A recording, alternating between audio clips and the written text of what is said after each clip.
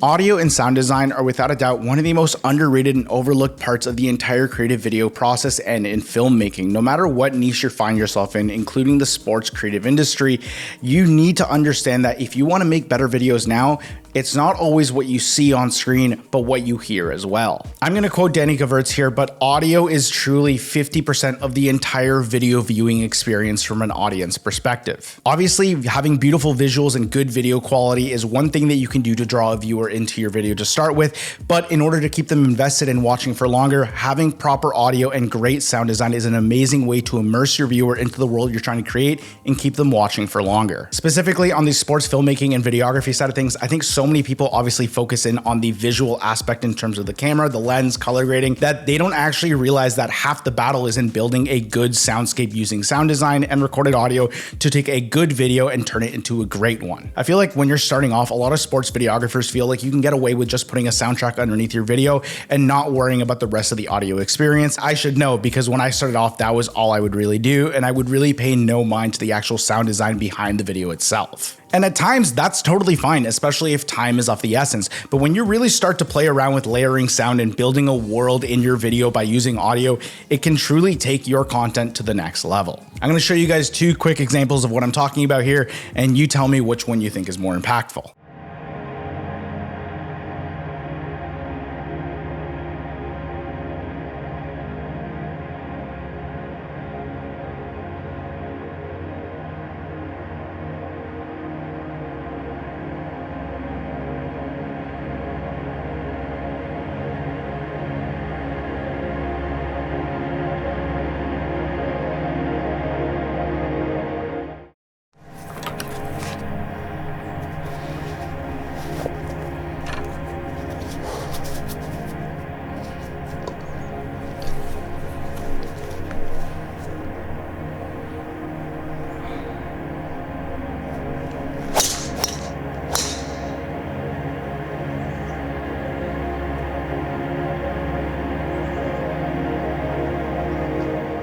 Hopefully you guys noticed a difference there, because for me, that second video was just so much more immersive, because not only am I seeing the golfer going up to swing at the ball with his club, but I'm hearing the club going through the air. I'm hearing the club impacting the ball. I'm hearing the sounds around him in the golf course, and it just brings you much more into the world, a lot more than just a simple ambient audio track ever could.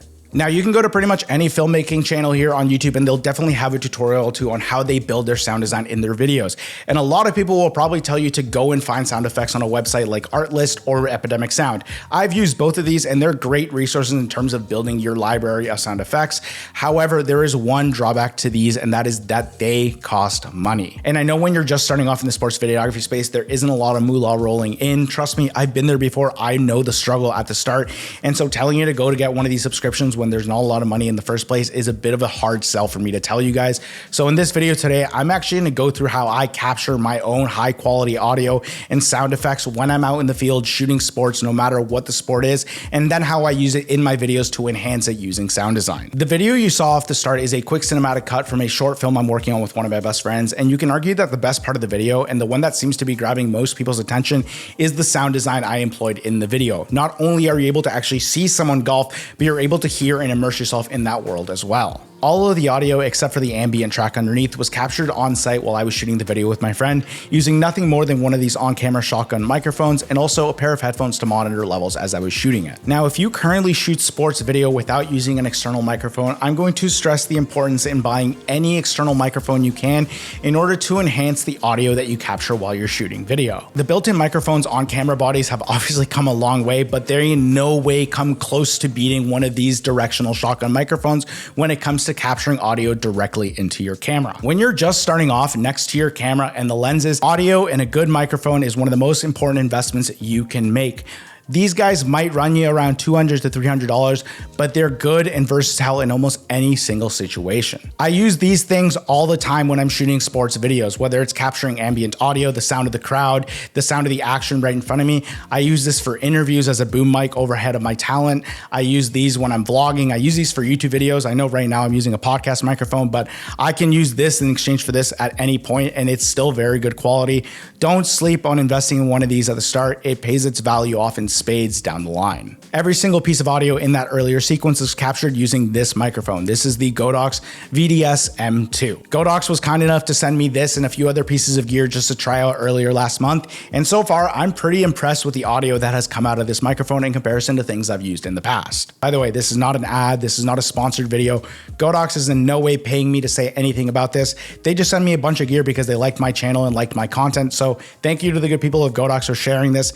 This is probably just the one piece of gear that I've really enjoyed using so far, and I think it's a tool that a lot of people can look towards if they're in the market for a brand new microphone. I'm going to throw up some video examples with audio recorded from this microphone so you guys can be the judge on the audio quality yourself and see how it sounds. What up, Wood? What up, Wood? Come on, baby. Appreciate you, brother. All right, let's get to it. Let's get to it.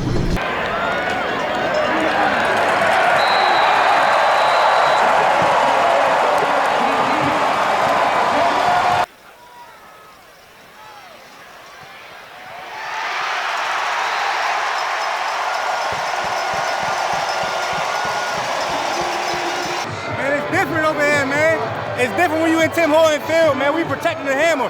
Let's get it. An alternative to the Godox would be this Rode VideoMic NTG, which you guys might be familiar with if you've been to my channel a few times. This has been my mainstay for I think the last 2 or 3 years as my main audio source when I'm out shooting sports content, and it's been a great value add to my kit, and it is priced relatively the same as the Godox VDS M2.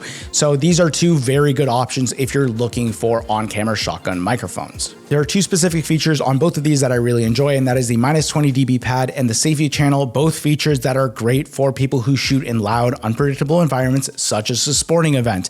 So these are two great microphones for any sports creative who is doing run and gun filmmaking. Now, both of these come in at a very similar price point. I think this one's about $300 and this one's about $330. So you save $30 with this guy, but they both capture audio really well. They both have pretty much the exact same features. So I'm not ready to necessarily call this one the winner yet. I've just been using it a lot more lately just to test it out. But I think either the Rode or the Godox offer a very good audio solution for anyone shooting sports and looking for a new microphone. If you guys are thinking about buying either of these, I'll make sure to leave links down in the description for both of them. Obviously, when you shoot sports, it's a pretty run and gun endeavor, and you're usually by yourself at times. So just by having one of these microphones, you're giving yourself the opportunity to capture audio in real time that you can then use to enhance your videos in post-production. And it's not even just limited to using one of these microphones if you don't have access to them, because there are other ways, such as using a recorder or even your phone, to capture ambient audio when you're out shooting. Oftentimes when I'm out shooting sports, I'm either carrying this Zoom H1 or my Zoom H5 recorder with me in order to capture ambient audio on the go.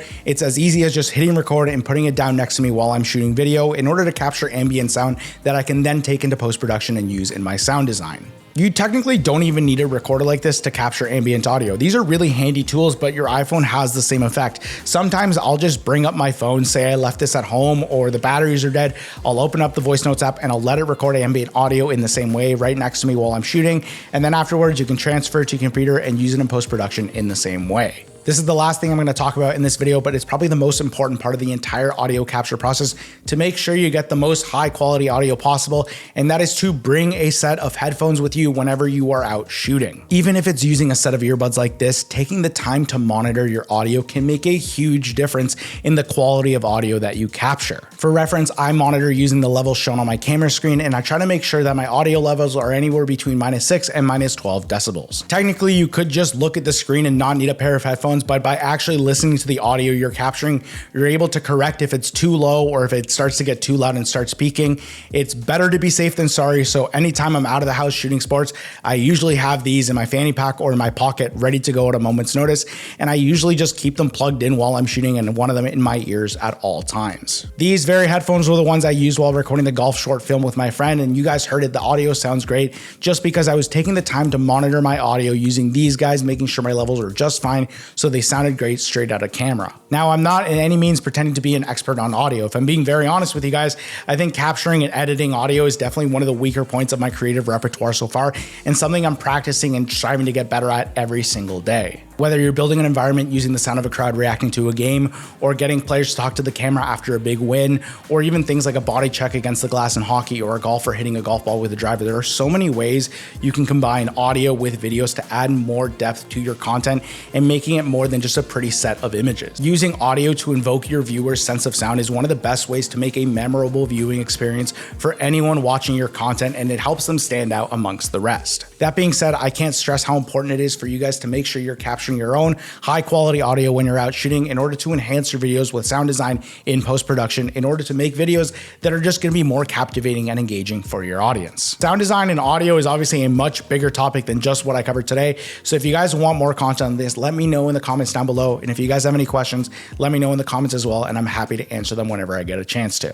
Thank you guys if you made it to this point in the video. If you guys enjoyed, if you guys learned a few things, make sure to give it a like. And if you're new here, or if you've been watching my videos for a while and haven't subscribed yet, please make sure to hit subscribe down below, as that would help the channel grow and I would really, really appreciate it. And that does it for me in this video. Thank you guys so much for watching, and I'll catch you guys in the next one. Peace.